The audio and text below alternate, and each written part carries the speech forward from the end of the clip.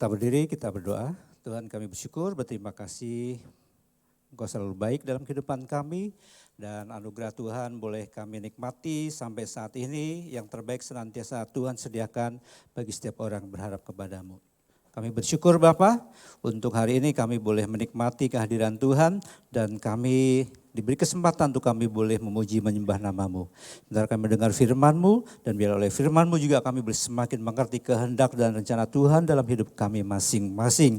Kuduskanlah kami, Tuhan berbicara di tengah-tengah kami agar firman-Mu boleh menguatkan setiap hati yang susah, setiap hati yang perlu dihiburkan, setiap ikatan-ikatan akan Tuhan lepaskan. Kami percaya mujizat Tuhan turun terjadi atas setiap kehidupan kami dan kami pulang dari tempat ini membawa sesuatu yang baru. Terima kasih Bapa, berbicaralah bagi kami karena kami siap untuk mendengarnya. Di dalam nama Tuhan Yesus kami bersyukur dan berdoa bersama-sama, kita katakan amin. Puji Tuhan, silakan duduk Bapak Ibu. Baik, saya juga akan nyanyi satu lagu, enggak Bapak Ibu. Nanti Bapak Ibu murtad semua kalau saya nyanyi ya. Haleluya. Terima kasih Pak Gembala, pujian yang sangat indah. Ya, kita percaya Tuhan kita selama-lamanya baik. Haleluya. Firman Tuhan pada siang hari ini saya ingin sampaikan bagi kita semua bahwa kemurahan hati Tuhan akan mengubahkan setiap hidup kita. Saya percaya kalau Tuhan masih memberikan kita kesempatan untuk kita hidup sampai saat ini, tentunya itu adalah semata-mata karena kemurahan Tuhan yang berlaku dalam kehidupan kita. Dalam pendahuluan saya ingin sampaikan begini Bapak Ibu, bahwa kemurahan hati Tuhan bukanlah sekedar untuk kita nikmati. Saya percaya kebaikan Tuhan, berkat-berkat Tuhan itu berlimpah dalam setiap kehidupan kita, katakan amin. Ya. Jadi kebaikan Tuhan, kemurahan Tuhan itu senantiasa ada dalam hidup kita dan itu tidak bisa kita sangkali. Tetapi maksud dari kemurahan Tuhan yang diberikan bagi setiap kita bukan saja untuk kita nikmati, tetapi lebih daripada itu untuk mengubah kehidupan kita. Sebab kebaikan Tuhan, kemurahan Tuhan adalah sebuah panggilan untuk kita bertobat, untuk kita memiliki kehidupan yang baru sesuai dengan apa yang Tuhan mau. Jadi tentunya Tuhan memberikan anugerahnya itu bukanlah tanpa satu maksud atau tujuan. Tetapi saya percaya itu semua untuk kebaikan kita, orang-orang yang dipanggil dari kegelapan menuju kepada terang yang ajaib. Dalam kitab Roma pasal 2 ayat 4 firman Tuhan, karena ini satu ayat, saya mau mengajak Bapak Ibu kita baca bersama-sama ya. Roma pasal 2 ayat 4, 2, iya. Maukah engkau menganggap sepi kekayaan kemurahannya, kesabarannya dan kelapangan hatinya? Tidakkah engkau tahu bahwa maksud kemurahan Allah ialah menuntun engkau kepada pertobatan? Tadi pagi saya sampaikan bahwa ayat tersebut adalah sebuah pertanyaan, tetapi tentunya ini adalah pertanyaan retorika, artinya sebuah pertanyaan yang tidak perlu kita jawab. Kita sudah tahu jawabannya. Kalau pertanyaan ini mengatakan apakah kita akan menganggap sepi kekayaan kemurahan Allah? Tentu jawabnya apa? Tidak. Karena kita tahu jawabannya. Makanya pertanyaan ini adalah pertanyaan yang untuk mengingatkan bagi setiap kita bahwa kekayaan kemurahan Allah, kesabaran dan kelapangan hatinya itu adalah bertujuan untuk menuntun kita kepada pertobatan. Itu yang terutama. Jadi di awal tadi saya sampaikan bahwa kemurahan Allah bukan saja untuk kita nikmati, tetapi lebih daripada itu kemurahan Allah adalah sebuah panggilan supaya apa? Supaya hidup kita berubah, supaya kita bertobat dari hidup kita yang jahat, sehingga hidup kita semakin diberkenan oleh Tuhan. Karena saya percaya hidup yang diberkati, hidup yang diperkenan oleh Tuhan adalah hidup yang sesuai dengan kehendaknya. Amin Bapak Ibu. Dalam kitab Matius pasal 7, kalau Bapak Ibu baca ayat 21, 22, 23, di situ dikatakan bahwa apa? Bukan orang yang berseru-seru kepadaku yang memanggil Tuhan, Tuhan yang akan masuk ke dalam kerajaan surga. Kamu sudah mengadakan mujizat, menyembuhkan orang sakit, mengusir setan demi namaku, tetapi Tuhan bilang apa? Pergilah kamu pembuat kejahatan. Yang masuk ke dalam kerajaan surga adalah mereka yang melakukan kehendak Tuhan. Jadi maksud dari kemurahan Allah tujuannya cuma satu, supaya kita mengerti kehendak Tuhan dan kita menjadi pelaku-pelaku firman Tuhan, menjadi pelaku kehendak Tuhan supaya apa? Hidup kita diperkenan, katakan amin. hidup kita hari ini diberkati. Amin. Hidup kita hari ini selalu disertai Tuhan sempurna. Dalam kitab Roma pasal 24 di situ dikatakan ada kekayaan kemurahan Allah. Nah, kita mau selidiki arti kata kekayaan. Jadi kekayaan di situ ditulis pakai kata plautos dari teks aslinya, yang berarti adalah kekayaan itu adalah sebuah kelimpahan tanpa batas, ya, kelimpahan tanpa batas dari kemurahan, kesabaran, dan kelapangan hati Tuhan yang secara aktif diberikan untuk menuntun manusia kepada pertobatan. Jadi secara aktif kekayaan itu diberikan kepada setiap manusia. Supaya apa? Dituntun menuju kepada pertobatan. Dituntun kepada hidup yang benar. Itu maksud dari kekayaan kemurahan hati Allah. Kita mau hidup menyenangkan hati Tuhan. Kita mau hidup sungguh-sungguh dan kita mau hidup dalam pertobatan untuk menyenangkan hati Tuhan. Tujuan kemurahan hati Tuhan satu sekali lagi, yaitu apa? Menuntun kepada pertobatan. Bukan menuntun kepada kekayaan secara materi, bukan menuntun kepada suksesnya karir di bumi ini, tetapi satu hal yang harus kita ingat bahwa kekayaan kemurahan Allah menuntun setiap kita untuk hidup kita bertobat, untuk hidup kita jauh lebih berkenan di hadapan Tuhan. Kekayaan kemurahan Tuhan bukan untuk disalahgunakan. Bukan apa? Untuk disalahgunakan. Kalau orang memberikan kita privilege, tentunya tidak kita salahgunakan. Bapak Ibu mungkin ada di antara kita yang punya kenalan polisi gitu ya, atau dalam pangkat-pangkat tertentu yang tinggi gitu. Biasanya kasih kartu nama. Ada di sini yang pernah dikasih kartu nama sama pejabat-pejabat tertentu, ada enggak? Saya pernah dikasih. Biasa kalau sudah punya kartu nama itu kita bawa mobil itu petantang-petenteng. Betul enggak? Kalau ada tilang nggak apa-apa, saya temannya bapak ini gitu, oh silahkan gitu. Itu namanya apa? Kita menyalahgunakan kasih karunia. Kartu nama itu mungkin sakti, untuk beberapa kasus ya itu mungkin berguna Bapak Ibu. Tapi intinya adalah kita tidak boleh menyalahgunakan sesuatu yang kita anggap berharga. Sesuatu yang mungkin bisa kita manfaatkan jauh lebih baik lagi, tetapi mungkin kita menyalahgunakan. Nah, kita tidak mau menyalahgunakan kasih karunia Allah yang sudah dianugerahkan bagi setiap kita. Bukan mentang-mentang Tuhan baik, terus kita tetap berbuat dosa, nanti kita berpikir kita minta ampun sama Tuhan, toh Tuhan akan mengampuni dosa kita. Saya mau katakan ini adalah masuk ke dalam satu wilayah yang namanya menyalahgunakan kasih kemurahan hati Tuhan. Ya, jadi kita mau belajar untuk memakai kemurahan Tuhan dengan benar. Yang kedua, bukan untuk membuat kita semakin jauh, tetapi kasih kemurahan Tuhan atau kekayaan kemurahan hati Tuhan itu boleh menjadikan kita semakin dekat kepada Tuhan. Amin Bapak Ibu. Dan yang ketiga, untuk menarik hati kita kembali datang kepada Tuhan. Yang kita mungkin sudah lama, hati kita jauh dari Tuhan, hati kita sudah tidak tertambat lagi kepada Tuhan. Oleh karena kasih kemurahan Tuhan, oleh karena kekayaan kemurahan hati Tuhan, kita mau belajar untuk memakai itu, kita datang kepada Tuhan, untuk kembali kepada Tuhan, supaya hidup kita dipulihkan, supaya hidup kita diberkati. Saya percaya kemurahan hati Tuhan, kekayaan kemurahan hati Tuhan semata-mata untuk kebaikan setiap orang percaya. Tuhan penuh kasih. Tuhan adalah maha kaya, dia punya segala sesuatunya, kita yang butuh segala sesuatu dari Tuhan. Kalau Tuhan tidak menganugerahkan bagi setiap kita, maka hidup kita hari ini bukan siapa-siapa. Rasul Paulus pernah berkata kepada jemaat di Korintus, tetapi oleh karena kasih karunia Allah, aku adalah sebagaimana aku ada hari ini. Jadi itu pun menjadi ucapan yang sama bagi setiap kita. Tetapi oleh karena kasih karunia Tuhan, kita boleh ada sebagaimana ada hari ini.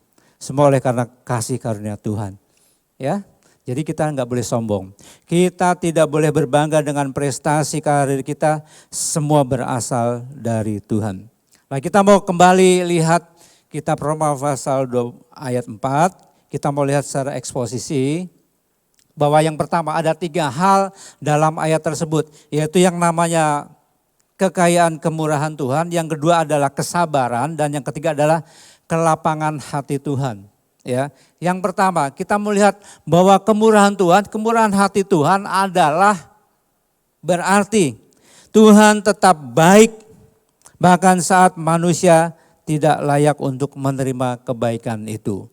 Ini adalah hal yang luar biasa. Tuhan tetap baik bahkan saat manusia tidak layak. Tuhan tetap setia sekalipun manusia tidak setia. Tetapi bukan berarti kita menyalahgunakan kasih karunia tersebut. Nafas, pemeliharaan, kesempatan yang Tuhan berikan bagi setiap kita, semua adalah kemurahan hatinya. Ya, Tuhan tidak menghukum kita ketika kita berbuat salah, belum. Dan Tuhan tidak langsung menghukum kita ketika kita melakukan dosa. Tetapi ingat, kita sedang menabur sesuatu yang jahat. Dan pada saatnya kita juga akan menuai sesuatu yang jahat.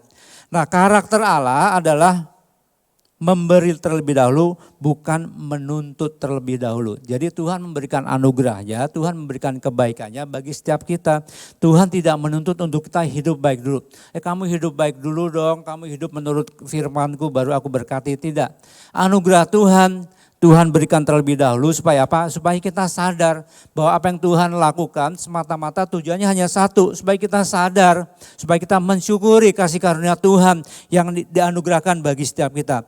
Itulah kebaikan Allah yang boleh kita syukuri. Bahwa Tuhan yang kita sembah adalah Tuhan yang baik. Tuhan yang tidak pernah menuntut kita untuk sempurna. Karena Tuhan tahu kita tuh selamanya tidak akan pernah sempurna. Sekalipun kita punya niat untuk sempurna, tetapi ada satu kesempatan kita juga punya potensi untuk kita melakukan kesalahan. Ya atau ya? Betul? Tidak ada yang bisa menjamin satu orang di sini ya minggu depan, tahun depan hidupnya sempurna tidak melakukan kesalahan. Tidak ada. Semua kita punya potensi untuk melakukan kesalahan dan berbuat dosa. Dan Tuhan tidak menuntut itu. Nanti kalau 5 tahun, 10 tahun ke depan kamu tidak berbuat salah, aku baru memberkati engkau. Kayaknya itu agak sulit ya. Setiap hari kita diperhadapkan dengan hal-hal yang membuat emosi kita naik, diperhadapkan dengan hal-hal yang membuat hidup kita mungkin tidak sempurna. Tapi ingat, walaupun Tuhan tidak menuntut kesempurnaan, bukan berarti kita tidak berusaha untuk hidup kita sempurna. Tentunya Bang Tuhan sudah anugerahkan bagi setiap kita, yaitu kasih karunia-Nya, itu menjadikan kita sadar bahwa rupanya Tuhan itu baik. Saya enggak pantas kalau hidup saya gini-gini aja. Saya enggak pantas kalau saya hidup dalam dosa. Saya memperbaiki kehidupan saya mau layak di hadapan Tuhan. Itu namanya menghargai kemurahan hati Tuhan. Amin Bapak Ibu. Dan kita mau belajar, sekalipun hari ini kita belum sempurna, kita OTW menuju kesempurnaan. Ya, jangan berusaha kita langsung minder, terus kita merasa enggak mampu, enggak layak. Kayaknya aku jauh deh, aku enggak layak. Tidak bisa menyenangkan hati Tuhan, jangan. Kita harus berusaha semampu kita.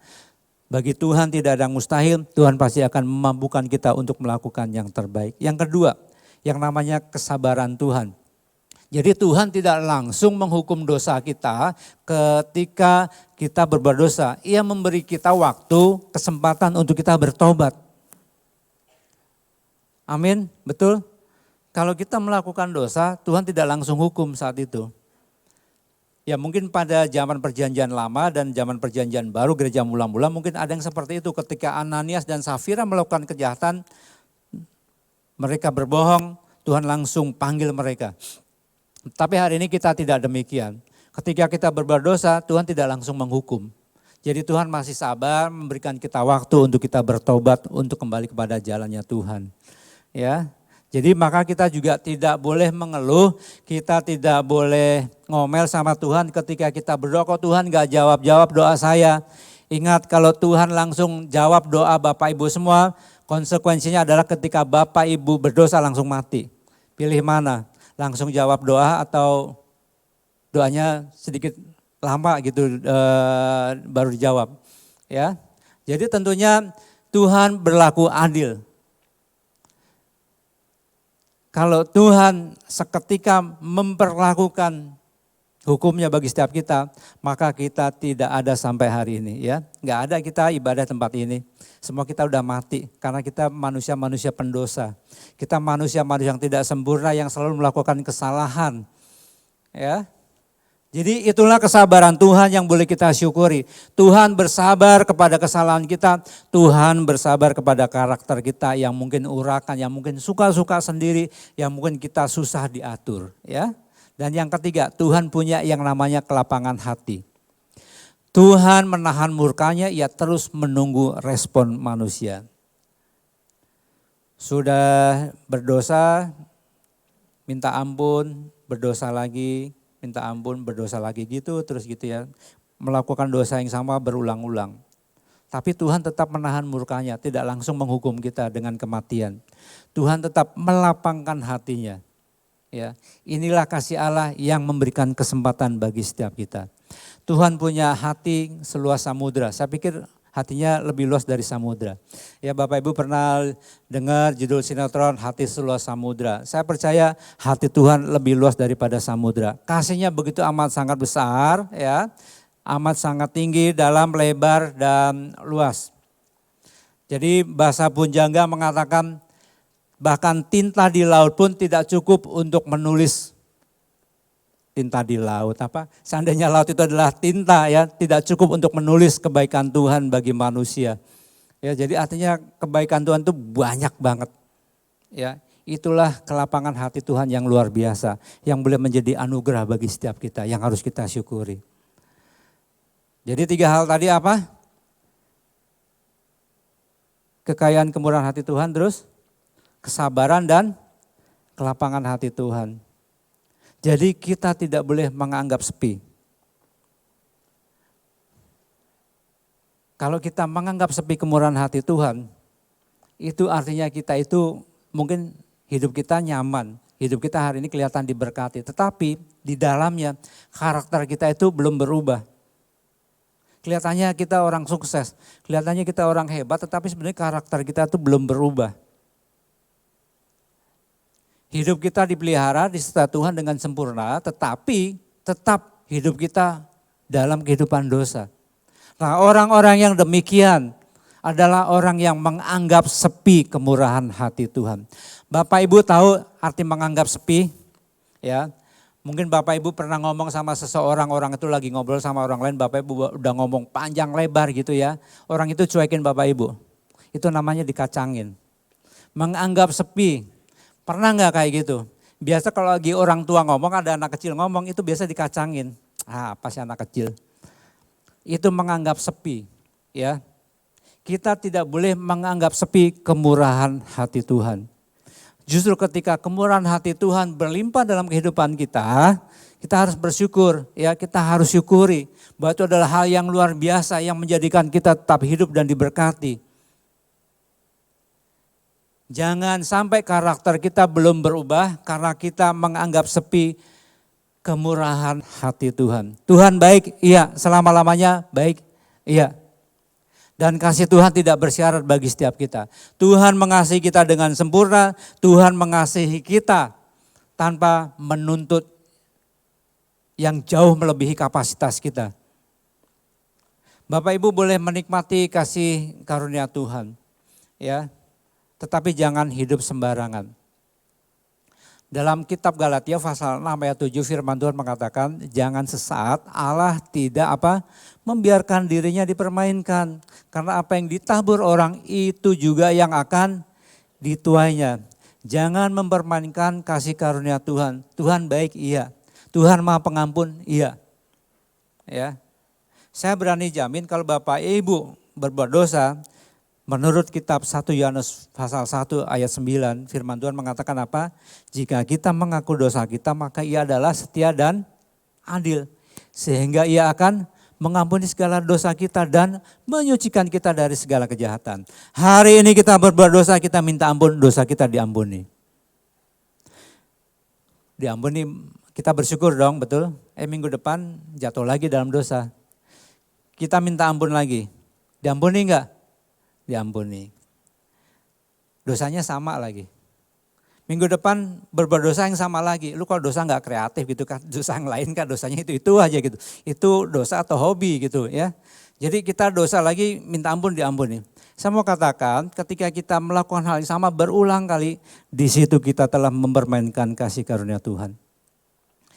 Tuhan tidak membiarkan dirinya dipermainkan. Amin Bapak Ibu. Karena apa yang ditabur oleh orang itu juga yang akan dituainya. Bapak Ibu menabur dosa, Bapak Ibu akan menuai yang namanya kematian.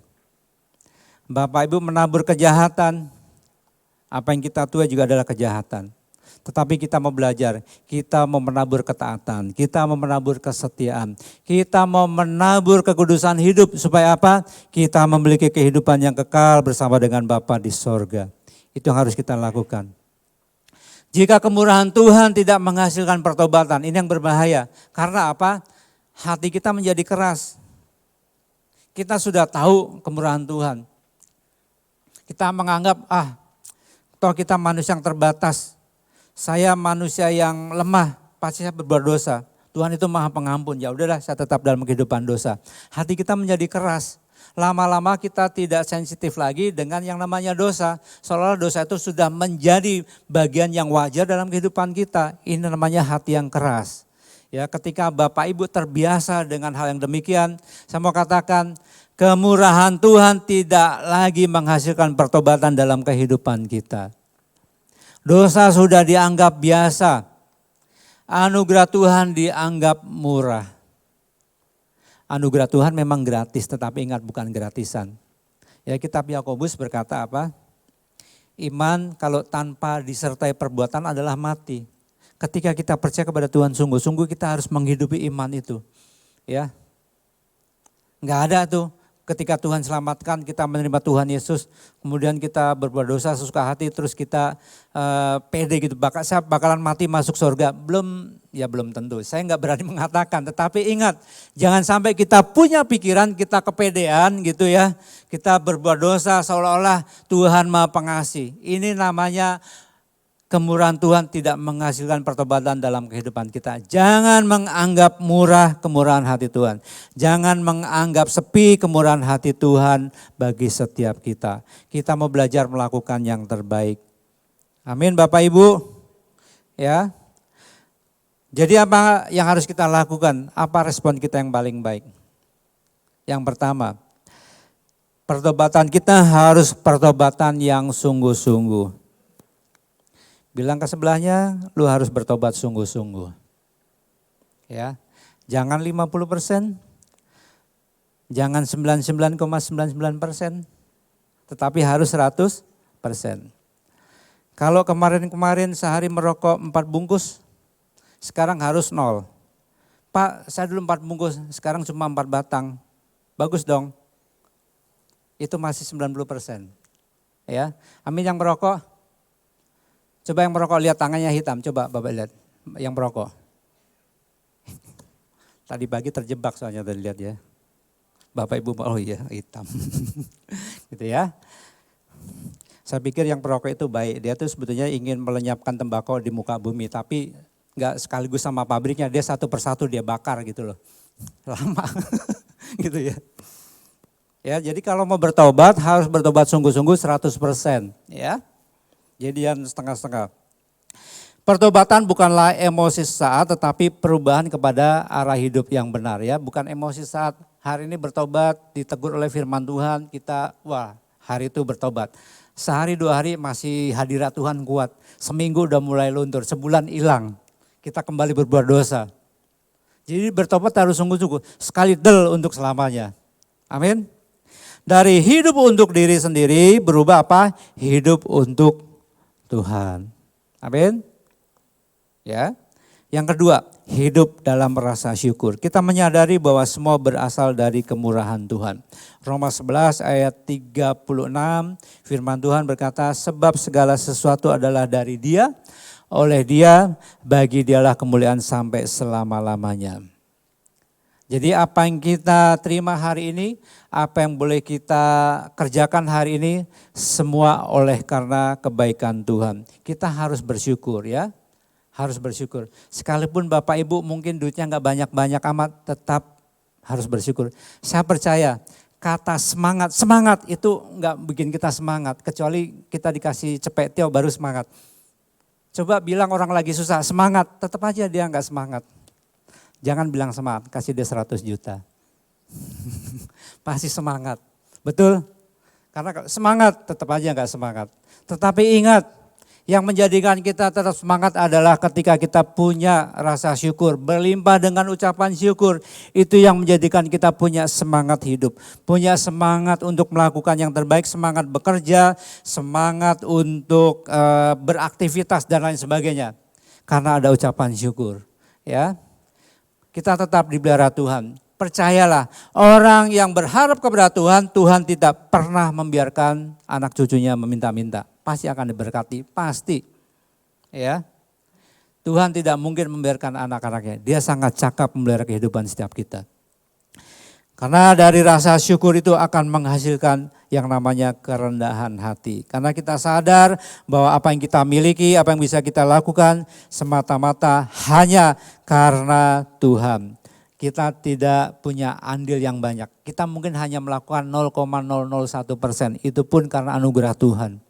Kalau kita tidak diberi kepintaran, tidak diberi kesehatan, tidak diberi yang terbaik, kita juga enggak mampu untuk melakukan apapun. Jadi jujur bahwa apa yang kita terima hari ini semua karena anugerah Tuhan. Dan kita harus bersyukur. Ya, semangat menghadapi kehidupan. Amin. Ya, sekalipun banyak cicilan tetap semangat. Ya, amin. Haleluya. Ya tadi Pak Gembala katakan solar itu sekarang udah 20 lebih gitu ya.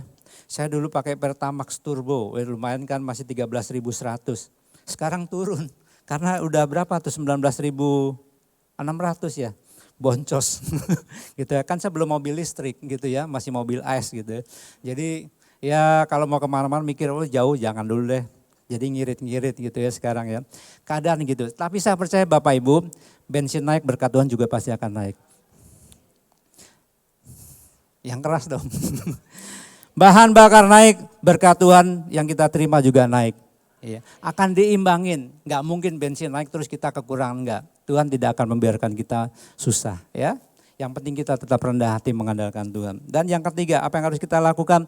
Kita tidak menyalahgunakan kasih karunia. Roma pasal 6 ayat 1. Bolehkah kita bertekun dalam dosa supaya kasih karunia bertambah-tambah? Tidak. Ya. Ini yang jadi penekanan Rasul Paulus kepada jemaat di Roma. Boleh enggak aku dosanya tambah banyak supaya kasih karunia Tuhan bertambah banyak? Enggak juga. Ya. Yesus mati di atas kayu salib sekali untuk selama-lamanya. Jangan sampai kita menyalibkan Kristus untuk kedua kalinya karena kita itu bebal. Karena kita hidup sembarangan, suka-suka kita sendiri. Ya. Kita tidak boleh bertekun dalam dosa sekalipun anugerah masih berlaku hari ini. Kita harus menghargai bahwa Yesus mati di atas kayu salib cukup satu kali. Jangan sampai kita mempermainkan kasih karunia Tuhan. Amin Bapak Ibu, kita mau belajar taat, belajar melakukan terbaik. Anugerah bukan alasan untuk kita hidup sembarangan. Justru anugerah adalah sebuah panggilan untuk kita apa? Melakukan terbaik, untuk bertobat, untuk hidup kita berubah. Dan yang terakhir, hari ini saya percaya kita masih merasakan kemurahan hati Tuhan. Ya, kita masih bisa diberi nafas, kita masih bisa bernafas hari ini, amin.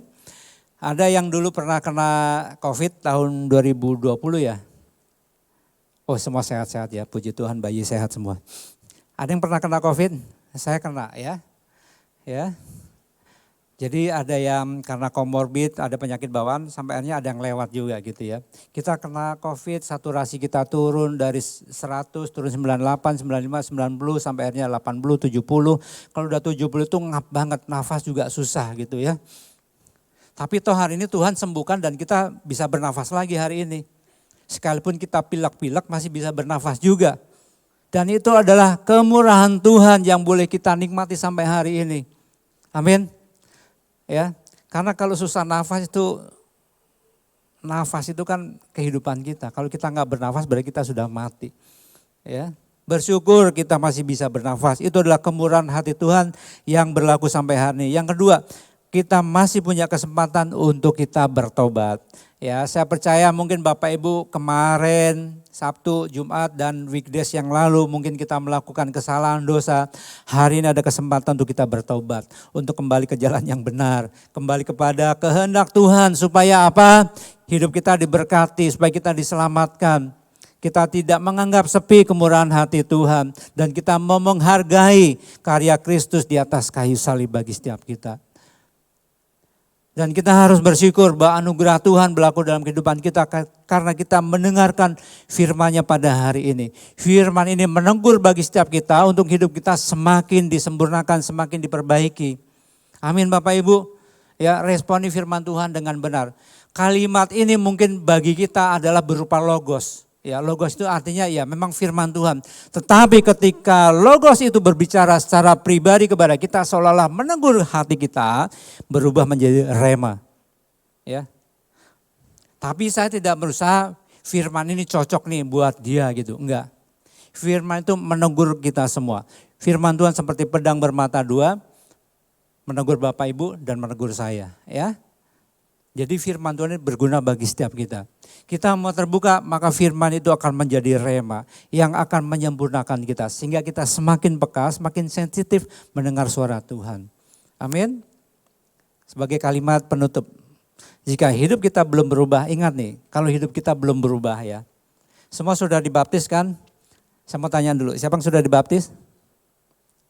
Yang belum dibaptis segera daftar. Bulan Juni kita akan ada baptisan lagi ya. Ya, jika hidup kita belum berubah, padahal kita sudah dibaptis, percaya kepada Tuhan Yesus, sudah punya hidup baru, kita belum berubah. Berarti sebetulnya kita itu belum merespon dengan benar akan kemurahan hati Tuhan. Ya, jadi kita mau berubah, kita mau sempurna, kita mau hidup benar di hadapan Tuhan. Supaya apa? Supaya kita tidak menganggap sepi kemurahan hati Tuhan. Amin.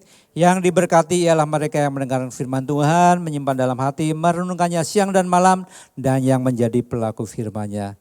Puji Tuhan, kasih tepuk tangan buat Tuhan Yesus. Dan kita untuk bangkit berdiri, kita mau berdoa. Bapa, kami bersyukur, berterima kasih bahwa firman-Mu boleh menjadi suluh bagi setiap langkah kami, agar hidup kami diberkati. Kami tidak mau menganggap sepi kemurahan hati Tuhan. Kami belajar untuk hidup taat setia, hidup sesuai dengan kebenaran firman-Mu, agar hidup kami boleh diberkati dan kami boleh memiliki kehidupan yang sesungguhnya bersama dengan Engkau di sorga. Terima kasih Bapa, biarlah Roh Kudus yang akan berbicara lebih jauh dalam kehidupan kami, agar firman-Mu boleh menjadi rema bagi setiap kami, menjadi pengingat, agar hidup kami semakin disempurnakan. Kami bersyukur dan berdoa di dalam nama Tuhan Yesus. Haleluya. Amin. Silakan duduk Bapak Ibu, Tuhan Yesus memberkati.